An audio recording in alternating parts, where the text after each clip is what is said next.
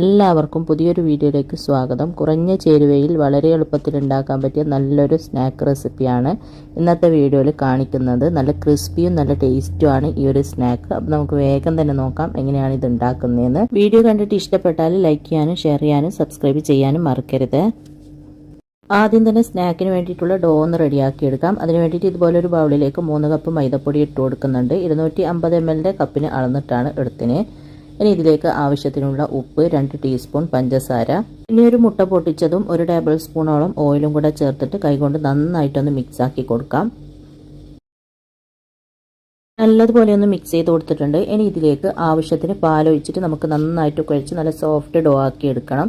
പാലെടുക്കുന്ന സമയത്ത് റൂം ടെമ്പറേച്ചറിലുള്ള പാലെടുക്കുക. ഫ്രിഡ്ജിൽ വെച്ചതാണെങ്കിൽ നേരത്തെ എടുത്ത് പുറത്ത് വെച്ചാൽ മതി. എന്നിട്ട് ആവശ്യത്തിന് ഇതുപോലെ ഒഴിച്ചിട്ട് നന്നായിട്ട് കുഴച്ച് നല്ല സോഫ്റ്റ് ആക്കി എടുക്കുക. നമ്മൾ ചപ്പാത്തിക്കെല്ലാം മാവ് കുഴക്കുന്നില്ല, ആ ഒരു രീതിയിൽ നല്ലതുപോലെ കുഴച്ച് കൊടുക്കുക. ഒരു 2 മിനിറ്റോളം നന്നായിട്ട് കുഴച്ച് കൊടുക്കുക. അപ്പോഴത്തേക്ക് ഇതുപോലെ നല്ല സോഫ്റ്റായി കിട്ടിക്കോളും. അപ്പോൾ നമ്മുടെ മാവിത ഇതുപോലെ നല്ല സോഫ്റ്റായി കിട്ടിയിട്ടുണ്ട്. ഈ ഒരു രീതിയിലാണ് കുഴച്ചെടുക്കേണ്ടത്. ഇനി ഇതിൻ്റെ മുകളിലായിട്ട് ഒരു 1/2 ടീസ്പൂണോളം ഓയിൽ ഒഴിച്ചിട്ട് നന്നായിട്ടൊന്ന് സ്പ്രെഡാക്കി കൊടുക്കുക. അതിനുശേഷം ഒന്ന് കവർ ചെയ്തിട്ട് ഒരു 20 മിനിറ്റോളം നമുക്ക് റെസ്റ്റ് ചെയ്യാനായിട്ട് അടച്ച് മാറ്റി വെക്കാം.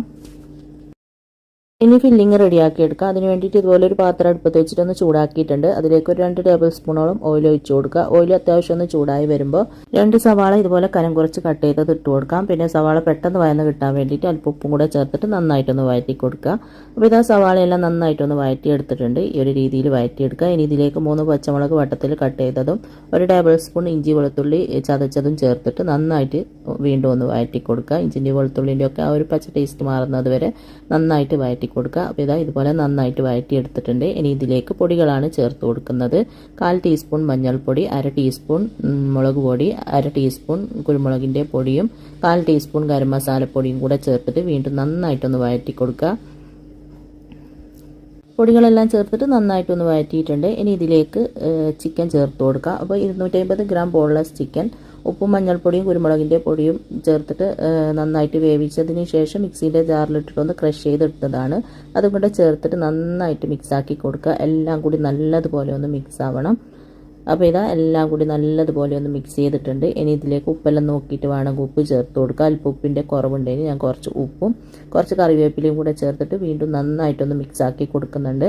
അങ്ങനെ നല്ല ടേസ്റ്റി ആയിട്ടുള്ള ഫില്ലിങ് ഇവിടെ റെഡി ആയിട്ടുണ്ട്. ഇനി അടുപ്പ് ഓഫ് ആക്കിയതിന് ശേഷം ഇതൊന്ന് മാറ്റി വെക്കാം. അപ്പോഴത്തേക്ക് നമ്മുടെ മാവ് നമ്മൾ കുഴച്ച് വെച്ചിട്ട് 20 മിനിറ്റോളം കഴിഞ്ഞിട്ടുണ്ട്. നല്ല സോഫ്റ്റായി വന്നിട്ടുണ്ട് കണ്ട. ഇനി വീണ്ടും നന്നായിട്ടൊന്ന് കുഴച്ചതിന് ശേഷം ഒരു കൗണ്ടർ ടോപ്പുമ്മലേക്ക് അല്പം മൈദ തൂക്കിയിട്ട് നമുക്കതിലേക്ക് ഇത് വെച്ചിട്ട് നല്ലതുപോലെ ഒന്ന് പരത്തി കൊടുക്കാം. മാവ് നല്ല സോഫ്റ്റ് ആയതുകൊണ്ട് തന്നെ നമുക്ക് പെട്ടെന്ന് തന്നെ ഇത് പരത്തി എടുക്കാൻ പറ്റും. അതുകൊണ്ട് പരത്താനൊന്നും ഒരു ബുദ്ധിമുട്ടും ഉണ്ടാവില്ല. നല്ല ഈസിയാണ് ഇത് പരത്തിയെടുക്കാൻ. അങ്ങനെ ഞാനിതാ നല്ലതുപോലെ നല്ല കനം കുറച്ച് പരത്തി എടുത്തിട്ടുണ്ട്. ഇപ്പോൾ ഈ ഒരു സമയത്ത് നിങ്ങൾക്ക് ശരിക്കും ഇത് കാണാൻ പറ്റുന്നുണ്ടാവില്ല. ക്യാമറ ഒന്ന് ബ്ലറായി പോയിട്ടുണ്ടേനു. ഞാനിപ്പോൾ എഡിറ്റ് ചെയ്യുമ്പോഴാണ് ഇത് കാണുന്നത്. അപ്പോൾ നല്ലതുപോലെ കനം കുറച്ച് പരത്തിയതിന് ശേഷം ഇതിൻ്റെ മുകളിലായിട്ട് നിങ്ങൾ അല്പം സൺഫ്ലവർ ഓയിൽ ഒഴിച്ചിട്ട് നന്നായിട്ട് എല്ലാ ഭാഗത്തും എത്തുന്ന വിധത്തിലൊന്ന് സ്പ്രെഡാക്കി കൊടുക്കുക. അതിനുശേഷം അതിൻ്റെ മുകളിൽ കുറച്ച് മൈദ ഒന്ന് തൂക്കി കൊടുക്കുക കേട്ടോ. അതിനുശേഷം നമുക്കിതൊന്ന് റോൾ ചെയ്തെടുക്കണം. അപ്പോൾ ഈ ഒരു ഭാഗത്ത് നിന്ന് ഇതുപോലെ ഒന്ന് ചെറുതായിട്ട് ചുരുട്ടി അങ്ങ് റോൾ ചെയ്ത് കൊടുത്താൽ മതി. ചെറുതായിട്ട് നിങ്ങൾക്ക് കാണാൻ പറ്റുന്നുണ്ടാവും. ആ ഒരു രീതിയിൽ നിങ്ങൾ ചെയ്താൽ മതി കേട്ടോ.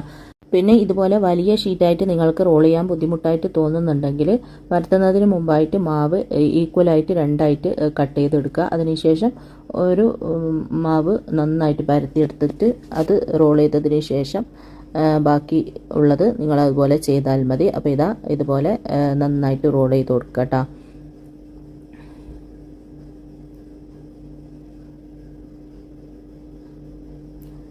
അപ്പോൾ ഇതുപോലെ റോൾ ചെയ്ത് എടുത്തിട്ടുണ്ട്. ഇനി 2 അറ്റവും ഒന്ന് കട്ട് ചെയ്ത് മാറ്റുക. അതിനുശേഷം നമുക്ക് ചെറിയ ചെറിയ പീസായിട്ട് ഇത് കട്ട് ചെയ്തെടുക്കാം. അപ്പോൾ ഈ ഒരു വലുപ്പത്തിലാണ് ഞാൻ കട്ട് ചെയ്തെടുക്കുന്നത്. ഒന്ന് കട്ട് ചെയ്തതിന് ശേഷം സെയിം വലുപ്പത്തിൽ തന്നെ ബാക്കിയുള്ളതും കട്ട് ചെയ്തെടുക്കുക കേട്ടോ. അങ്ങനെ മുഴുവനും കട്ട് ചെയ്തെടുത്തിട്ടുണ്ട്. കണ്ട നല്ല ലെയറോട് കൂടിയിട്ടാണ് ഇതുണ്ടാവുക. ഈ ഒരു രീതിയിൽ മുഴുവനായിട്ട് കട്ട് ചെയ്തതിന് ശേഷം ഇതൊന്ന് ഒരു പ്ലേറ്റിലേക്ക് മാറ്റാം. ഇനി ഇതിൽ നിന്ന് ഓരോ പീസ് എടുത്തിട്ട് നമുക്കൊന്ന് പരത്തി കൊടുക്കാം. ആദ്യം കൈ വെച്ചിട്ട് ഇതുപോലെ ചെറുതായിട്ടൊന്ന് പ്രസ് ചെയ്ത് കൊടുക്കുക. അതിനുശേഷം ചപ്പാത്തി കോല് വെച്ചിട്ട് നമുക്കിതൊന്ന് പരത്തി കൊടുക്കാം. ഇതാ ഈ ഒരു വലുപ്പത്തിൽ പരത്തി എടുത്താൽ മതി കേട്ടോ. ഇനി ഇതിൻ്റെ ഉള്ളിലായിട്ട് നമുക്ക് നമ്മൾ റെഡിയാക്കിയ ഫില്ലിങ്ങിൽ നിന്നും ഒരു ടേബിൾ സ്പൂണോ 2 ടേബിൾ സ്പൂണോ നിങ്ങൾക്ക് ഇഷ്ടമുള്ളത്ര വെച്ച് കൊടുക്കുക. എന്നിട്ട് ഇതാ എല്ലാ ഭാഗത്തു നിന്നും ഇതുപോലെ ഒന്ന് കൂട്ടിപ്പിടിച്ചതിന് ശേഷം കൈൻ്റെ വിരൽ വെച്ചിട്ട് നന്നായിട്ടൊന്ന് പ്രസ്സാക്കി കൊടുക്കുക. അതിനുശേഷം ഇതാ കയ്യിൽ വെച്ചിട്ട് ഇതുപോലെ ചെറുതായിട്ട് ഒന്നും കൂടി ഒന്ന് പ്രസ് ചെയ്ത് കൊടുക്കുക. അപ്പോൾ ഇതാ ഒരെണ്ണം ഇവിടെ റെഡി ആയിട്ടുണ്ട്. ഈ ഒരു രീതിയിലാണ് ഉണ്ടാവുക. ഇനി ബാക്കിയുള്ളത് നമുക്ക് സെയിം രീതിയിൽ തന്നെ ചെയ്തെടുക്കാം. ചപ്പാത്തിക്കോല് വെച്ചിട്ട് പരത്തുന്നില്ലെങ്കിൽ അങ്ങനെ പരത്തണ്ട. കൈ വെച്ചിട്ട് ആദ്യം ഒന്ന് പരത്തിയതിന് ശേഷം ഇതാ ഇതുപോലെ ഒന്ന് ആക്കി കൊടുത്താൽ മതി. എന്നിട്ട് ഫില്ലിങ് വെച്ച് കൊടുക്കുക. എന്നിട്ട് എല്ലാ ഭാഗവും ഒന്ന് കൂട്ടിപ്പിടിച്ചിട്ട് ഇതുപോലെ വിരൽ വെച്ചിട്ടൊന്ന് പ്രസ് ആക്കി കൊടുക്കുക. അതിനുശേഷം കൈൻ്റെ നടുവിലായിട്ട് വെച്ചിട്ട് ചെറുതായിട്ട് വീണ്ടും ഒന്ന് പ്രസ് ചെയ്ത് കൊടുക്കുക. അപ്പോൾ ഇതാ ഇതുപോലെ എല്ലാം റെഡിയാക്കി എടുക്കുക. അപ്പോൾ ഇതാ എല്ലാം ഇതുപോലെ റെഡിയാക്കി എടുത്തിട്ടുണ്ട്. ഇനി ഇതൊന്ന് ഫ്രൈ ചെയ്തെടുക്കാം. അതിന് വേണ്ടിയിട്ട് ഇതുപോലെ ഒരു ചീനച്ചട്ടിയിൽ അല്പം ഓയിൽ ഒഴിച്ചിട്ടൊന്ന് ചൂടാക്കിയിട്ടുണ്ട്. അതിലേക്ക് നമ്മൾ റെഡിയാക്കിയ ഈ ഒരു സ്നാക്ക് വെച്ച് കൊടുക്കാം. എന്നിട്ട് ഈ ഒരു മീഡിയം ഫ്ലെയിമിൽ വെച്ചിട്ട് ഒരു 3-4 പ്രാവശ്യം തിരിച്ചു മറിച്ച് വിട്ടിട്ട് നമുക്കിത് നന്നായിട്ടൊന്ന് ഫ്രൈ ആക്കി എടുക്കാം.